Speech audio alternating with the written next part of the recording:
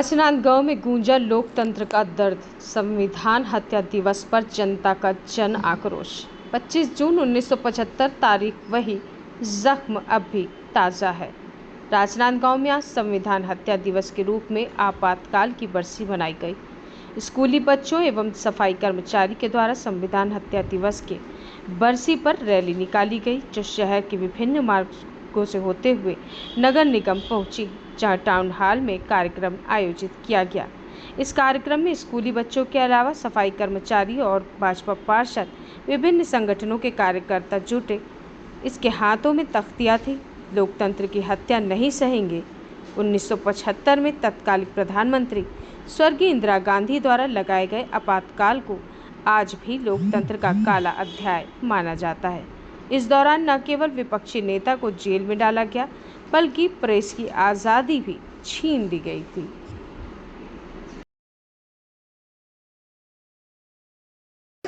और आपको कोई इंशाअल्लाह में कहेंगे कोई हम पाठ्यक्रम मिली जहाँ आपको बताया जाता हो कि संविधान हत्या किस तरह की की किसने की, तो उसमें कुछ बातें मैं आपके सामने रखना चाहता हूँ।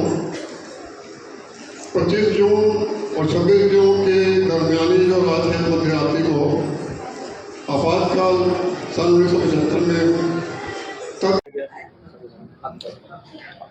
आज देश में आपातकाल की 50वीं बरसी है, जिसे संविधान हत्या का नाम दिया गया है।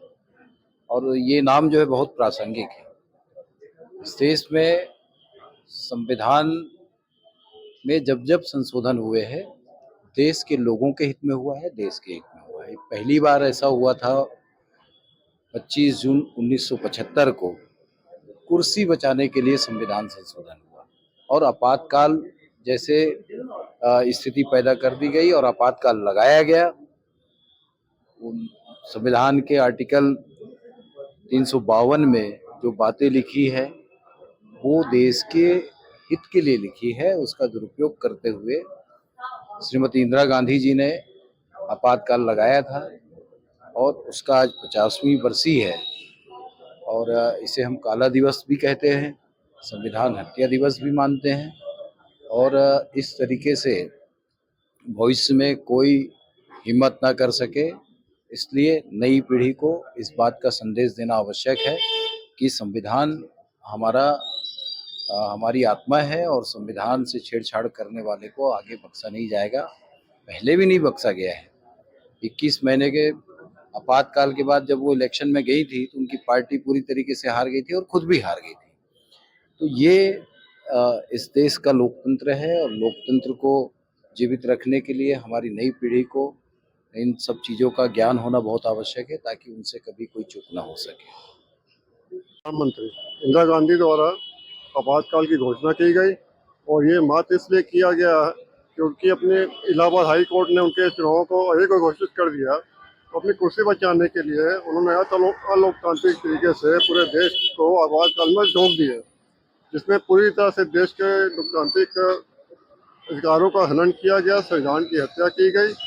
और आज जो 50वां दिवस मनाया जा रहा है प्रधानमंत्री नरेंद्र मोदी जी द्वारा, वो इसलिए कि यह मौजूदा जो नागरिक हैं, जो छात्र छात्राएं हैं, उन सबको भी मतलब आपातकाल में क्या क्या हुआ उसकी स्मृति करें और उसको जानें और समझें और आगे लोकतंत्र की अपना रक्षा के लिए पूरा अपना योगदान दें।